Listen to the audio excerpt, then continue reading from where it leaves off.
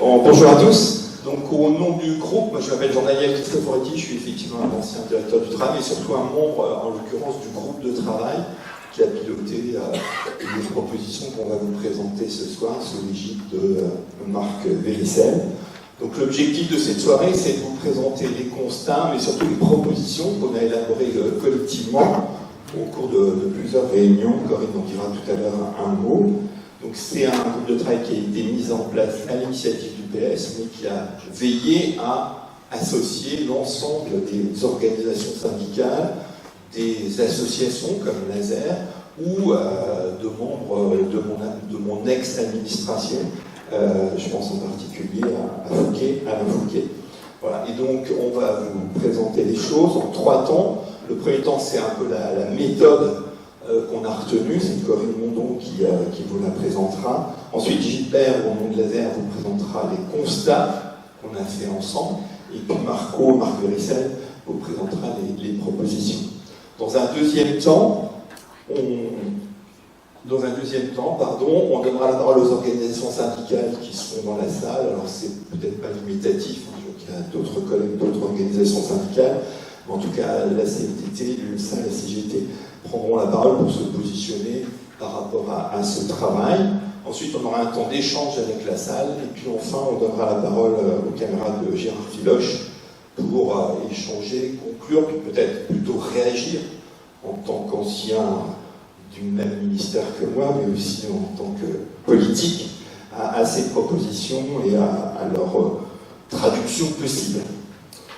Voilà, avant de démarrer, je voudrais dire 2 choses.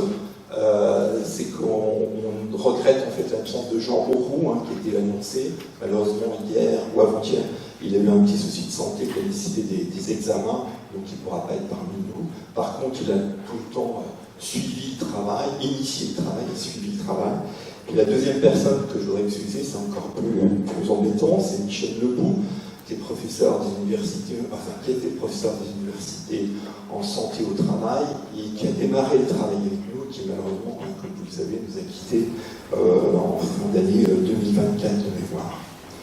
Voilà, je vais tout de suite laisser la parole à la collègue. Donc aujourd'hui, on a fait le constat que le dialogue social, les conditions de travail et santé au travail constitue un point particulièrement sensible du droit des relations de travail. En raison de l'aggravation des conditions de vie au travail et d'un très insuffisant encadrement législatif et de ces conditions.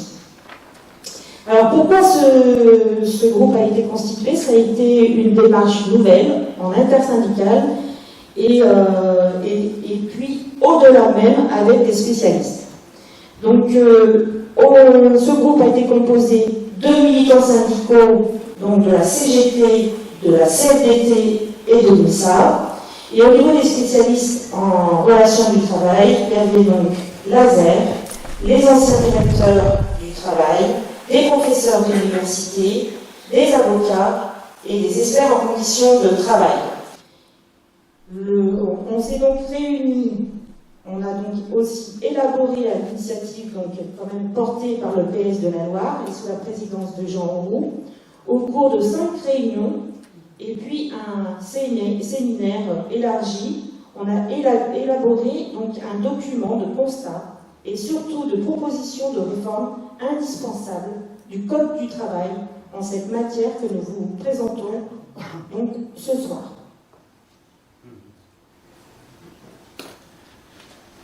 Bien, bonsoir à tous, je suis Gilbert David de l'association Laser, qui est une association nationale et qui a aussi donc, des militants sur la Loire. Alors si nous avons mis en place ce groupe de travail, et si vous êtes là ce soir, c'est que nous sommes d'accord pour constater que la vie au travail a connu de nombreuses évolutions, loin d'être positives. Les propositions que nous allons vous faire partent d'un certain nombre de constats que nous avons pu faire au cours de nos discussions et donc que je vais vous présenter. Ces constats ne sont pas forcément classés par ordre d'importance. Alors le premier constat, c'est que les différents textes adoptés ces dernières années ont procédé à une modification du Code personnel de prévention de la pénibilité et à une réforme en profondeur de la représentation du personnel dans les entreprises, avec la disparition des CHSCT et des délégués du personnel, ce qui a entraîné une réduction des compétences et des pouvoirs des représentants du personnel. Les services de santé sont dans l'incapacité de faire les actions prévues par la loi 2021 pour améliorer les conditions de travail et effectuer la veille sanitaire, car leur direction ne porte pas vraiment ces enjeux. Les médecins du travail ne disposent pas d'une indépendance effective et de pouvoirs insuffisants pour imposer les modifications d'organisation du travail ou des conditions individuelles de travail qu'ils estimeraient nécessaire d'opérer. Il y a d'ailleurs une pénurie de médecins du travail qui a entraîné un moindre suivi individuel des salariés, alors que les conditions de travail se sont dégradées, et cela d'autant plus grave alors que l'on constate également une pénurie de médecins traitants. Deuxième constat, c'est que la dégradation concomitante des conditions de travail et de l'amplification de la pression psychologique sur les salariés ont pour corollaire un accroissement de la pénibilité et des souffrances au travail, développant de lourds troubles psychosociaux. Troisième constat, si le télétravail peut être considéré comme un facteur positif, il peut l'être aussi comme pouvant accélérer la désintégration des collectifs de travail. L'évolution des mentalités des salariés à l'égard du travail, et particulièrement chez les jeunes qui entendent souvent privilégier leur vie personnelle par des demandes de travail à temps partiel, de télétravail, de réduction de la semaine de travail, mais surtout ces jeunes, ils souhaitent avoir plus d'autonomie, voire d'indépendance dans leur travail. On constate aussi, chez nombre de travailleurs, un désintérêt pour le travail, lequel s'explique en grande partie par une perte de sens du travail, dans les conditions dans lesquelles ils exercent principalement, pour les raisons évoquées, ce sont des conditions de travail difficiles, des pressions psychologiques, la disparition du collectif de travail, le développement de la précarisation des statuts et l'absence de perspective de carrière. Pourtant, les lois Roux définissaient clairement le domaine du droit d'expression des salariés, le contenu et l'organisation de leur travail, la définition et la mise en œuvre d'actions destinées à améliorer ces conditions de travail dans l'entreprise. L'apparition de l'intelligence artificielle menace ou modifie profondément certains métiers, comme les métiers de l'écriture, de la comptabilité, de l'assistance juridique, du graphisme, des conducteurs de véhicules, jusqu'à la maçonnerie avec certains robots. Et la gouvernance des entreprises, donc dernier constat, et le mode de management qu'elle induit sont de plus en plus souvent axés vers la rentabilité pour les actionnaires. D'un capitalisme entrepreneurial, on est passé à un capitalisme financier, lequel engendre un éloignement encore plus important des intérêts des dirigeants des entreprises et ceux des travailleurs. Notons que dans la structuration des grands groupes, éclatement et démantèlement deviennent la règle. Ainsi, les centres de décision sont de plus en plus éloignés des territoires où sont implantés les établissements. Comment croire donc à la mise en place des démarches RSE lorsque le dialogue social, la participation des salariés dans l'organisation du travail et la prévention des risques ne sont pas respectés?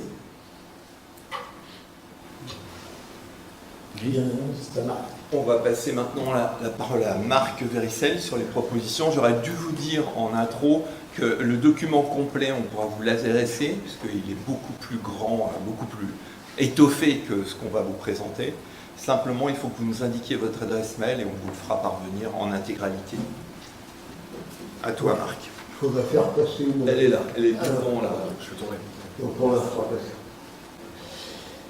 Eh bien, en termes de propositions, nous avons spécialement travaillé sur 4 domaines qui ne recouvrent pas l'intégralité du domaine du droit du travail, puisque nous avons axé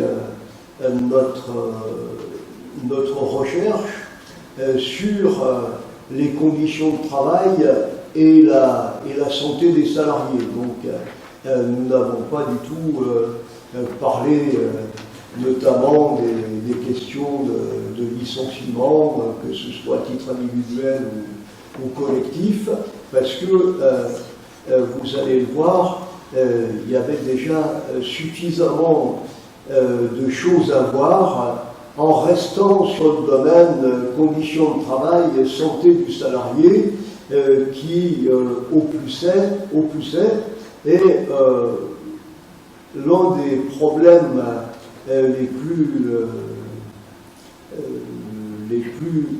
sous les feux de l'actualité dans cette période-là. Alors, gouvernance des entreprises, c'est le premier point.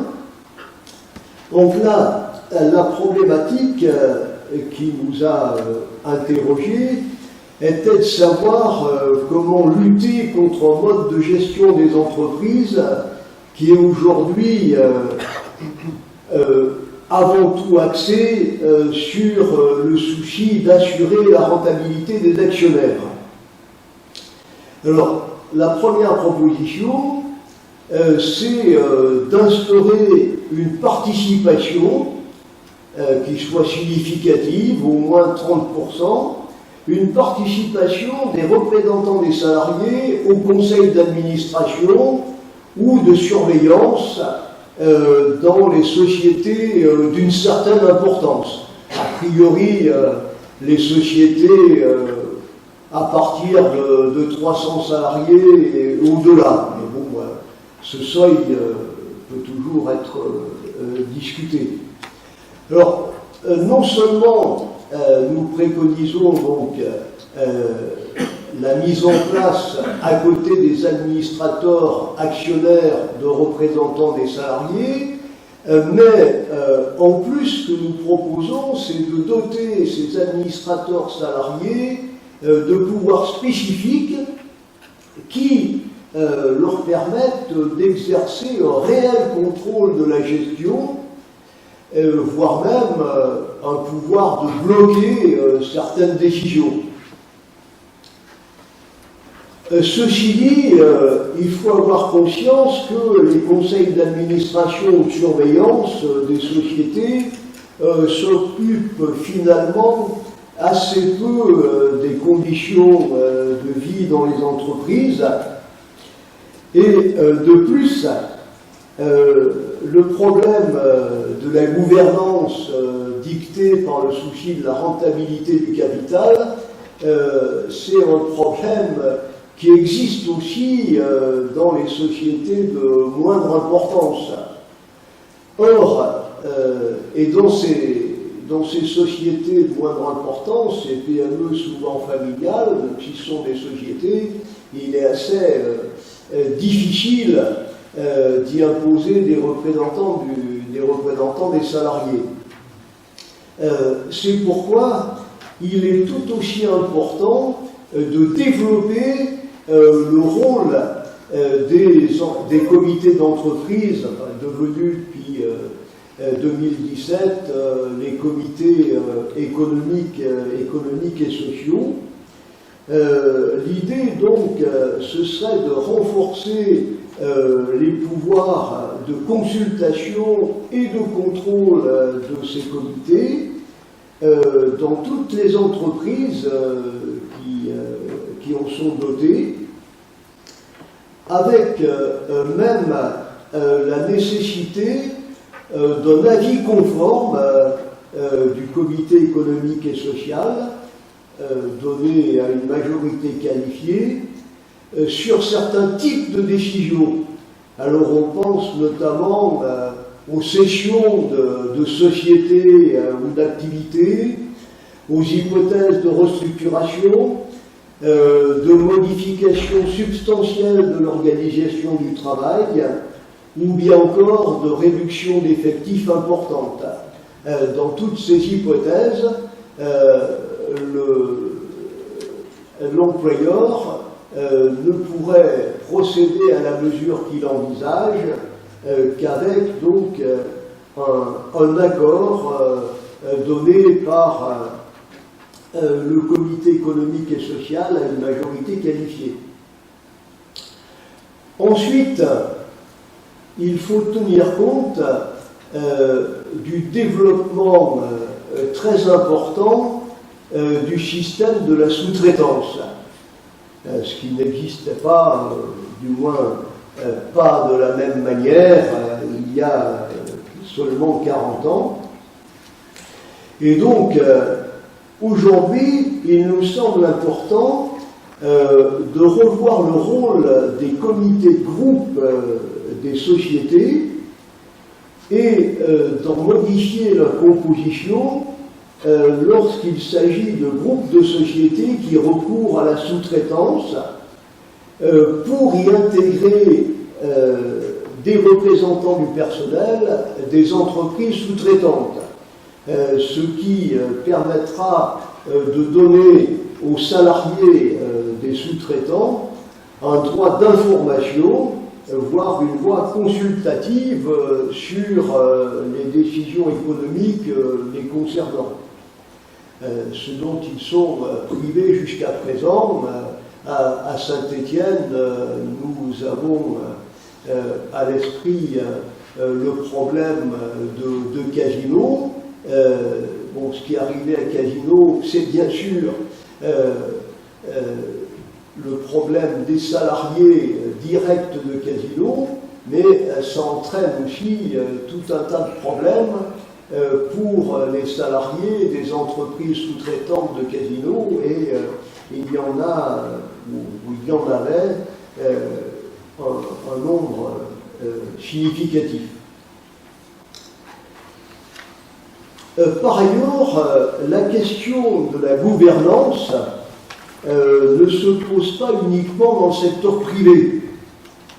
Elle concerne aussi les établissements publics et même les administrations de l'État ou des collectivités territoriales. En effet, les directeurs de services ou d'établissements sont souvent très imprégnés d'une culture de rentabilisation assez déconnectée des missions du service public. Et puis, dans la fonction publique territoriale, les élus ne sont pas forcément particulièrement soucieux des conditions de travail des agents. Certains membres de l'assistance le savent fort bien. Et donc, ce qui a été fait dans les trois fonctions publiques a été l'instauration de comités sociaux composés essentiellement d'élus du personnel, mais dans leur organisation actuelle, ces comités sociaux n'ont que de faibles capacités d'influer sur les décisions des responsables administratifs ou des élus locaux.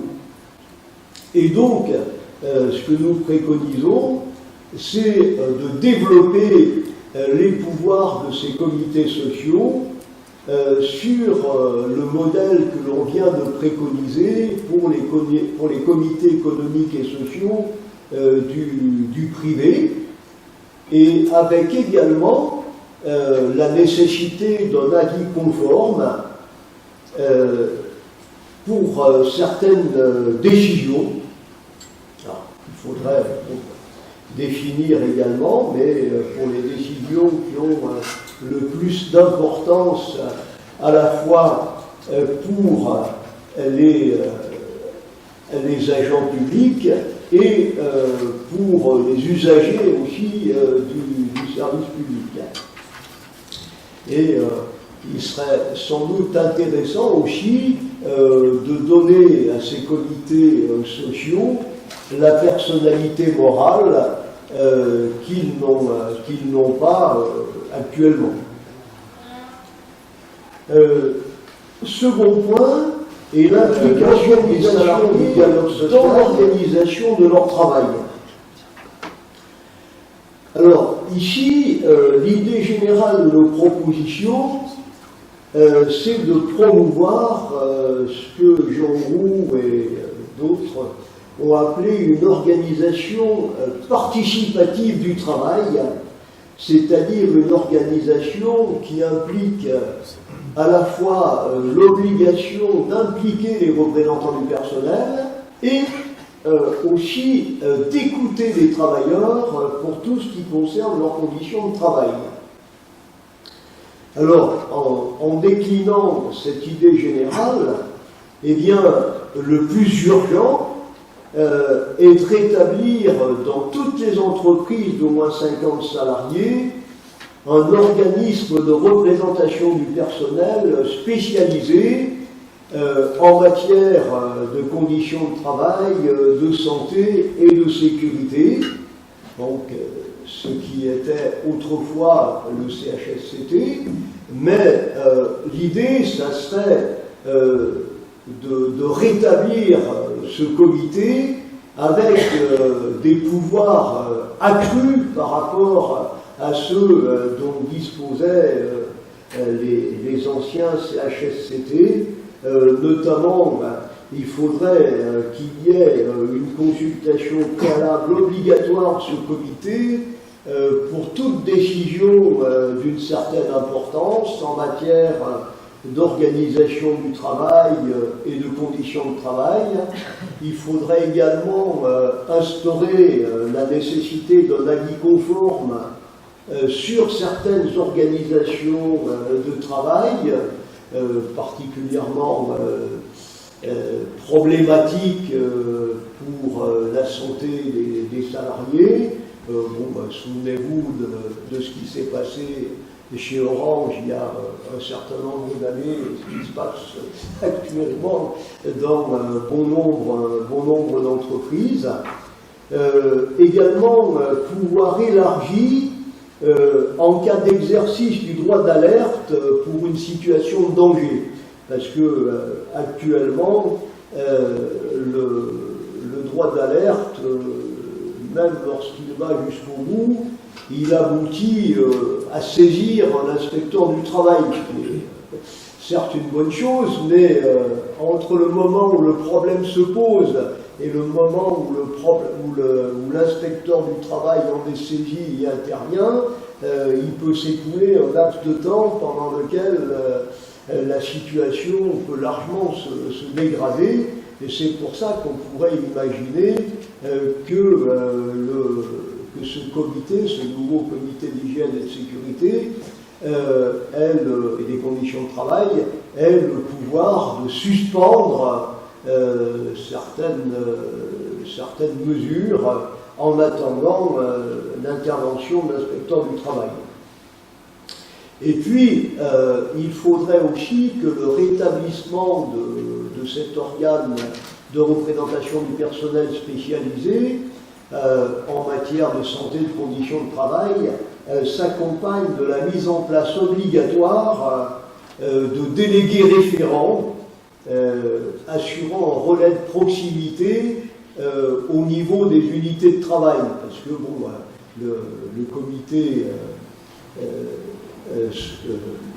le comité spécialisé dans la santé, la sécurité et les conditions de travail, il peut être au niveau de très grandes entreprises divisées en X établissements, et il faut qu'il y ait au niveau de chaque unité de travail des délégués qui assurent le relais et fassent remonter les problèmes. Et dans les entreprises d'un effectif inférieur à 50 salariés, eh bien là, il faudrait rétablir les délégués du personnel tels qu'ils étaient autrefois, là aussi en accroissant leur pouvoir, notamment en leur donnant un droit d'alerte en cas de conditions de travail néfastes à la santé, pour leur permettre de suspendre telle ou telle mesure qui poserait problème en matière de santé des salariés. Alors ensuite, il est important de revoir le mode d'établissement du document unique d'évaluation des risques professionnels, que l'on appelle du RPT. Le DURPT, d'où découle un plan de prévention. Théoriquement, tout employeur quasiment est tenu d'établir ce document et à partir de 50 salariés, il est tenu aussi d'établir un plan de prévention. Alors, l'établissement de ce document est actuellement la seule responsabilité de l'employeur, simplement, la grande nouveauté depuis la loi, la dernière loi sur la santé, sur la protection de la santé, sur la prévention de la santé au travail, le comité d'entreprise doit être saisi de ce document lorsqu'il est terminé, mais ça ne signifie pas que le comité soit associé à l'élaboration. Donc, ce qui serait nécessaire, ce serait d'instaurer par la loi un processus précis garantissant l'implication effective des représentants du personnel dans l'établissement du DUERP, avec sans doute même un pouvoir d'initiative pour obliger l'employeur à déclencher l'établissement du document. Et puis, il conviendrait aussi d'inscrire dans l'énumération qui existe actuellement dans le Code du travail, l'énumération des principes généraux de prévention, eh bien, de prévention des risques. Ce qui serait important, c'est d'ajouter un principe supplémentaire imposant l'écoute et la participation des travailleurs eux-mêmes à l'identification et la prévention des risques professionnels. Parce qu'actuellement, le Code du travail dit simplement que l'employeur doit donner les instructions appropriées aux travailleurs. Or, je pense que vous en conviendrez, c'est quand même chaque salarié qui est le meilleur connaisseur de ses conditions de travail et des risques liés à ces conditions de travail. Par ailleurs, Jean Roux nous en a beaucoup parlé, on pourrait imaginer une obligation légale de mise en place d'un droit d'expression collective des salariés, comme celui qu'il avait essayé de mettre en place en 1982, mais sous la responsabilité des représentants du personnel pour éviter que ce droit d'expression collective permettent aux employeurs de contourner les représentants du personnel comme cela a été fait dans les années qui ont suivi la mise en place du droit d'expression. Et puis donc, bien entendu, il faut prévoir l'application des préconisations que je viens de citer aux trois fonctions publiques, avec évidemment les adaptations nécessaires. Nous proposons donc dans la fonction publique, en plus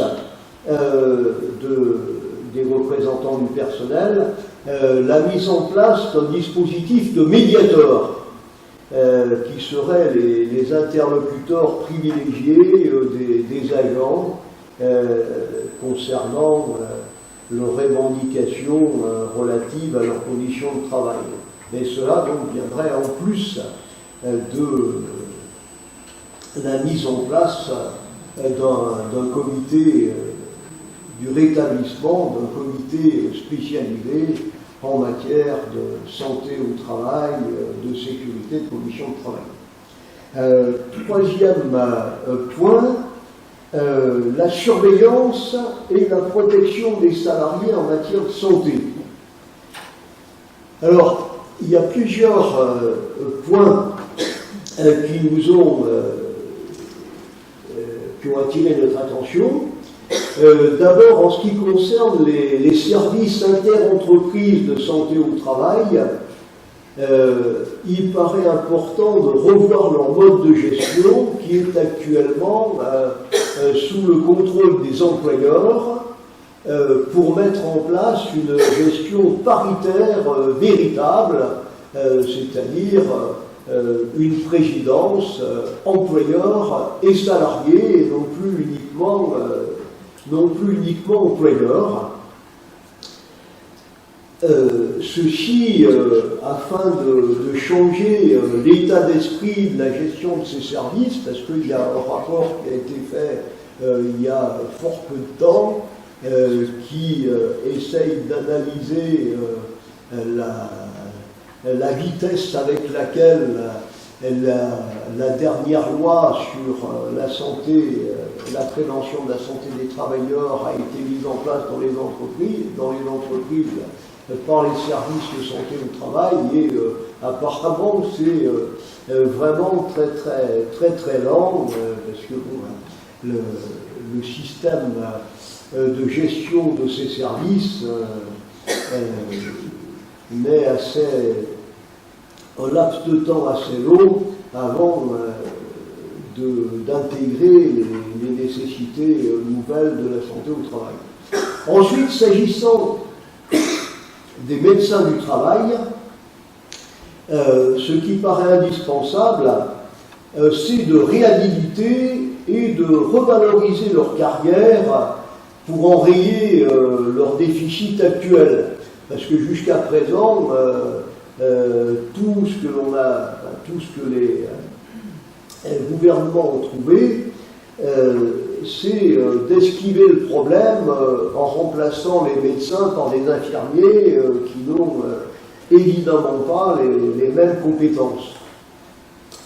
Et il faut aussi renforcer l'indépendance de ces médecins et aussi leurs prérogatives pour qu'ils puissent imposer certaines préconisations à l'employeur, pas au niveau individuel de chaque salarié, mais au niveau sécurisation de l'ensemble, collective de l'ensemble de l'entreprise, par exemple, imposer certaines règles en matière de température, l'hiver comme l'été.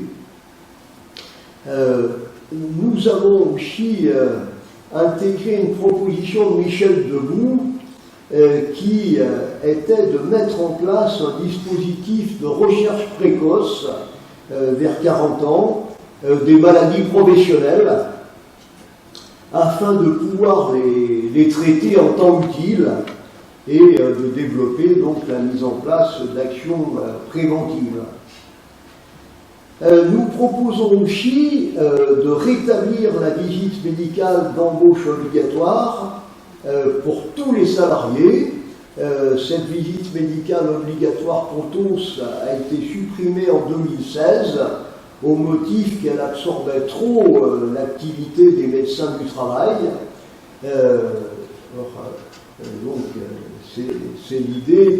C'était l'idée que plutôt que de chercher à remettre des médecins du travail de partout, eh bien, puisqu'il y en avait moins, il fallait transférer leurs compétences sur les infirmiers. Donc ce n'est pas la méthode qui nous paraît la bonne. Il faudrait non seulement retrouver un nombre suffisant de médecins du travail, mais en même temps rétablir les visites médicales d'embauche pour tous les salariés, sauf peut-être pour les contrats ultra courts, mais autrement rétablir cette visite médicale. Alors une autre proposition importante concerne le compte personnel de prévention de la pénibilité qui a été transformé sous Macron. Or, l'idée, la logique de ce compte, c'est de pouvoir faire gagner certains semestres, notamment de pouvoir faire gagner certains semestres à des salariés travaillant dans des conditions pénibles pour avoir notamment une retraite anticipée ou une formation, mais ce qui est peut-être le plus intéressant, c'est la possibilité de partir plutôt à la retraite. Alors, l'idée, ça serait de rétablir la logique qui avait présidé à l'institution de ce compte, voire d'aller plus loin, afin de permettre une prise en compte de tous les cas de pénibilité, y compris donc en matière de formation et en matière de retraite anticipée. Et puis, ce qui est important, c'est aussi de rétablir le financement initial de ce compte par une cotisation patronale spécifique basée sur l'exposition des salariés à la pénibilité dans chaque entreprise. Parce que, donc ça, c'était le système initial, mais sous Macron, on a considéré que c'était trop lourd pour les employeurs et on a fait financer le système par le régime général de la sécurité sociale. Mais l'inconvénient, c'est que ça ne permet plus de responsabiliser chaque employeur, parce que si chaque employeur sait qu'il payera une cotisation d'autant plus importante qu'il laissera ses salariés confrontés à des travaux pénibles sans essayer de résoudre le problème, ça serait quand même incitatif pour ces employeurs pour essayer de réduire l'exposition de leurs salariés à la pénibilité. Enfin, sur ce point, il paraît important d'instaurer des sanctions civiles en cas de non-respect par l'employeur de ses obligations légales en matière de protection de la santé des salariés. Parce qu'il faut savoir qu'actuellement, lorsque l'employeur ne respecte pas une règle telle que une visite médicale obligatoire, qui reste obligatoire dans certains cas, ou bien ne respecte pas les prescriptions du médecin du travail, eh bien, les salariés concernés ne peuvent obtenir des dommages et intérêts en invoquant ce non-respect qu'à condition qu'ils arrivent à démontrer devant le juge un préjudice actuel et certain que leur causerait le non-respect de la règle violée, ce qui, dans la pratique, est matériellement impossible, parce que aller donc démontrer que aujourd'hui, le fait que vous n'avez pas passé depuis X années de visite médicale va avoir une incidence sur votre santé, c'est évidemment très, très difficile. La Cour de cassation ne veut rien entendre pour essayer de résoudre ce problème-là, qui est quand même assez gênant. Enfin, le dernier point, je vais peut-être aller plus rapidement pour qu'on puisse échanger par la suite.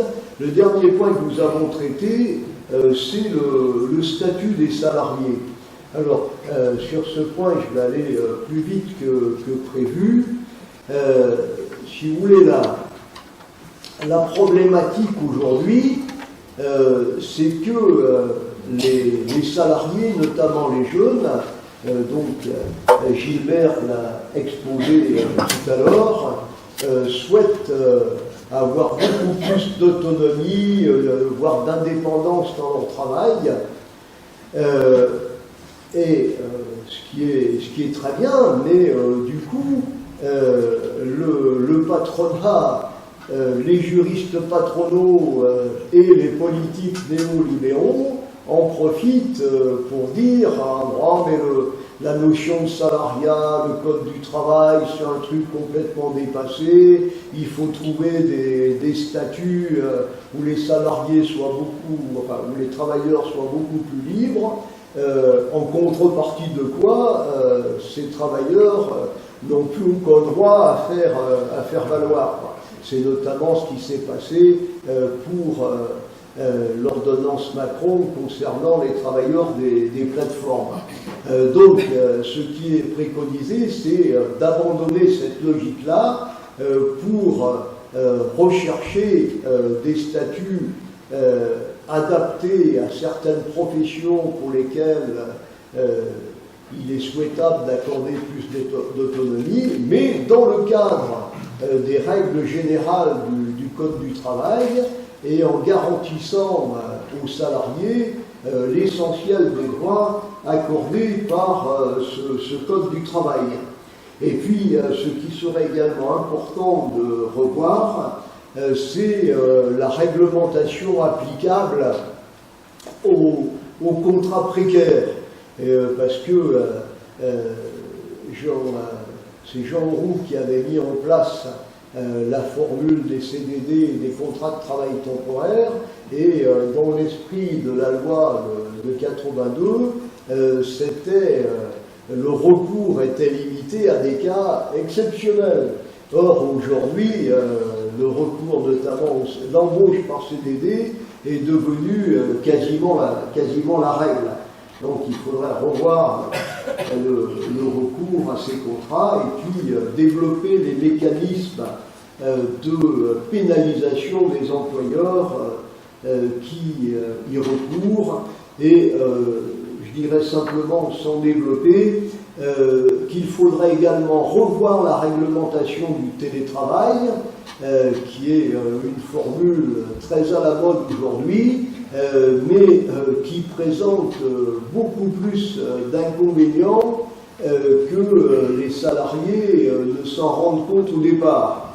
Et donc, si cette formule n'est certes pas rejetée, elle mériterait d'être encadrée beaucoup plus qu'elle ne l'est jusqu'à présent. Et puis, il faudrait encore revoir le dispositif de l'apprentissage. Mais là, bon, je ne détaille pas pour qu'on ait suffisamment de temps pour pouvoir échanger par la suite. Je prends la parole. Merci Marc. Et